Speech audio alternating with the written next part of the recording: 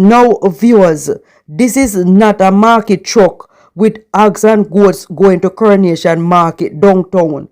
This is actually a plane with people from Jamaica and other parts of the world.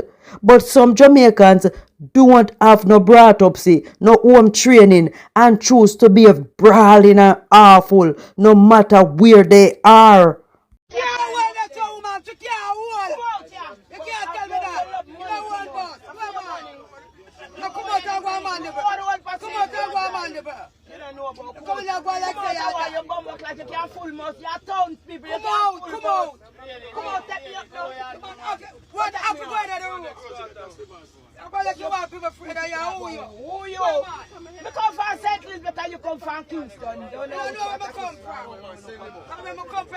This is Make We Chat.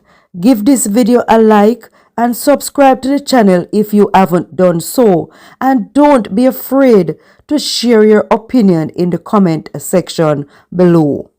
I heard an item of news. As ridiculous as it sounds, this is serious, that two alleged Jamaicans lost their lives fleeing Jamaica in the landing gear of a JetBlue aircraft. It was common back then in the 60s and 70s to stow away on banana boat to migrate to the US for opportunities in order to have a better standard of living. But in modern day Jamaica, there's so much options for you to enter the US and other first world country legally. Hear this official report. The bodies of the stowaways who rode to Florida in a JetBlue airplane's landing gear compartment were reportedly decomposed when they were found by airport staff, according to a report. The remains of the men were found on Monday inside the compartment after a JetBlue plane landed at Fort Lauderdale Holiday International Airport. An airline worker was inspecting the landing gear when they stumbled upon the deceased stowaways. A gate technician in the landing gear area noticed two males who appeared to be Signal 7, which is dead, advised they are not moving in the landing gear area. An unidentified individual said over a police radio during the incident, Signal 7 is a police radio code used to describe the dead body. The flight departed Jamaica earlier in the day, leading to some speculation that the men who died are Jamaican, though there has been no official identification. On the never-ending topic of Beanie Man versus Vybz Kartel for who is the rightful crowned king of dancehall, this topic seemed to open up wombs from the past and dancehall fans from that era when Beanie Man and Bounty Killer reigned, which I believe was in the 90s to the early mid-2000s, is now saying that karma has reached Beanie Man for what he said and did to Bogle when John Hype and Bogle were rival dancers. Let me play a little clip to refresh your memory. Man carry Bogle, John Hype on stage, and I said John Hype, and nowadays dance and Bogle has been, see? So when you look now, Bogle go up there and try to defend himself and the people and boo him. And when me look, me I go about to and I say, Bogle stand up in the corner and cry. So I did feel that way still. What went down back then is that Bogle went overseas for a while because of a war that broke out after his good friend Willie Haggart was executed. John Hype became famous during Bogle's absence and he became a part of Beanie Man's crew. When Bogle returned to the island, a rivalry starts between the two dancers and Beanie Man at a popular nightclub goes on stage with John Hype while Bogle was in the crowd and says something to the effect that Bogle has been and John Hype is now the younger generation of dancer. And at that time, Bogle was much older than John Hype. Bogle went on stage to defend himself and the crowd booed him, which hurt Bogle so much he shed tears. For a better understanding what went down, you can check out my video on this channel titled Did Beanie Man Allegedly Unalive Bogle?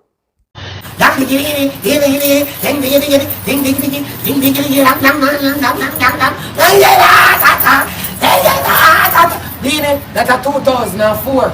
But sit the fuck down, man. Relax your blood clot self, me Jane. You to king in town. Tell them me where new king in town. Tell them beware. I swear to God. Not Marshall in town, you know, new king in town. But sit down. But stand diggy over one next part when I use you. This generation, we don't do stand diggy. We do up to the time. Word boss. Word boss. You understand what we are doing? You word boss. You know the blood clot word boss, man. You win your little Grammy and you feel like that I'm going to make you king forever. Fuck you, because election can all for win Grammy. Fuck off, I'm going for yourself. Fuck off. I move your bumper clot. That's why your blood clot locks them and drop out of your fucking head. Bad mind and kill your beanie. You see, every time you see you, either your belly and get a little bigger, your locks them and drop out. All your teeth they soon start drop out of your blood clot mouth. You're too pussy clot bad mind. You can't keep a strand in your ear and your head because you're fucking bad man. Leave cartel alone. You wanna run your place. You can't fuck up stadium? No, the fuck you can't. You can't get 60,000 people to come in a stadium and watch you? No. You must see how to make them fly for a foreign. None of we are Jamaican are able to see you. You alone for one show? Then get the fuck out of here. Get out of here, bitch. You crazy?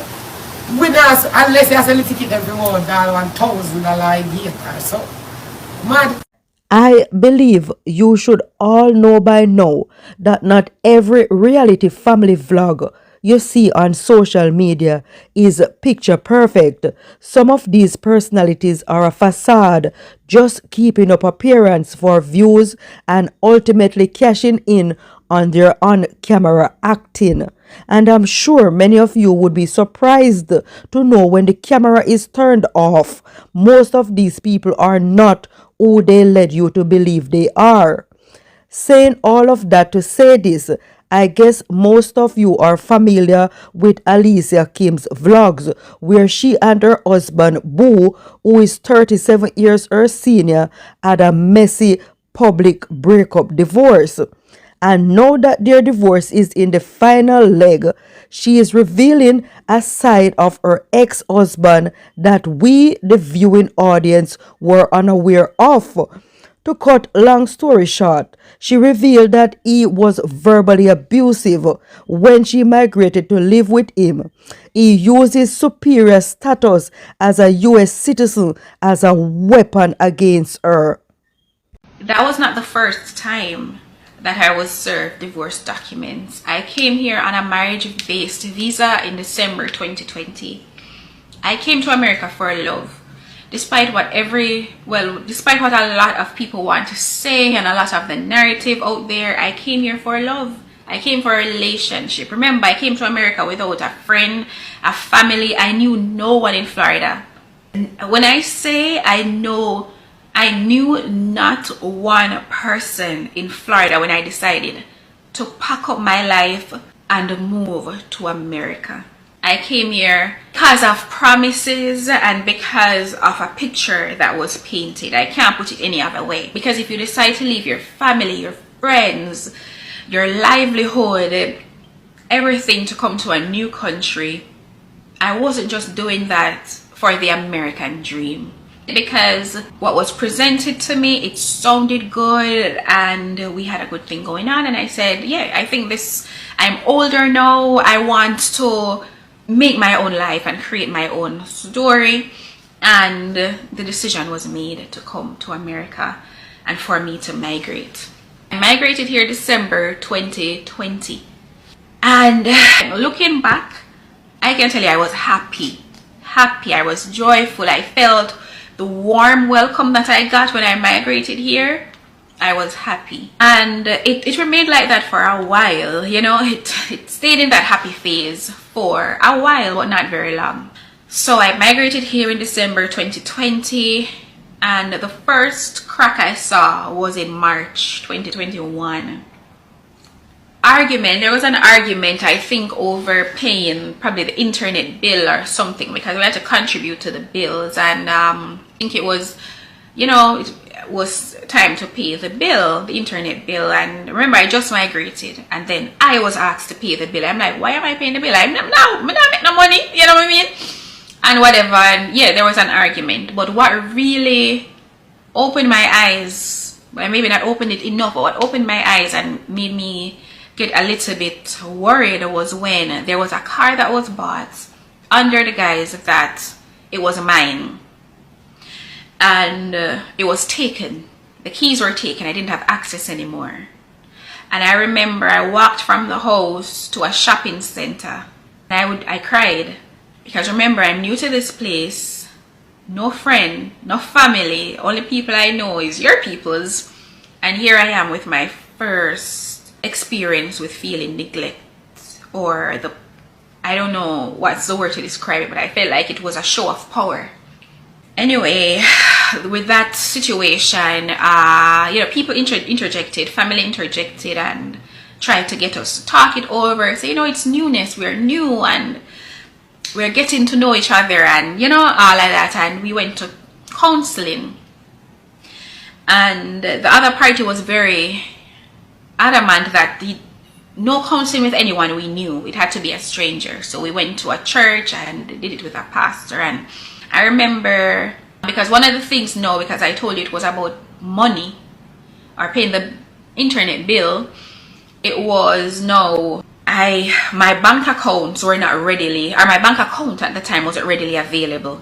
The other party was like, they need to know. They need to know. They don't want my money. They don't want nothing from me, but they need to know how much I'm making. At the time I'm doing YouTube, I'm not making not much. But anyway, when we went to do the counseling, the pastor, he was like, you're supposed to take care of this woman.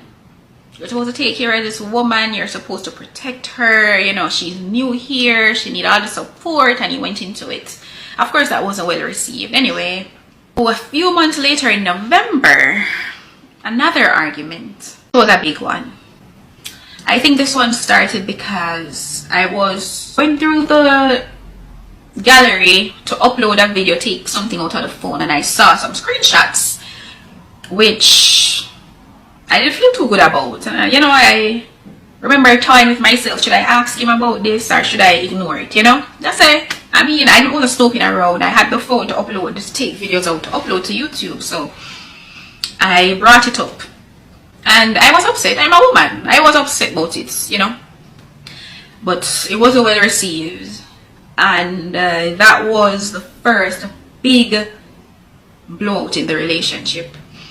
I remember I was asked, come out of the woman's house, come out. And I remember packing up my suitcase. Well, not my suitcase, but the luggage that I used to come here to America. And I remember packing it up, and I talked to my friend and she said, come. She said, pack and come. I'll pay for your Uber, come.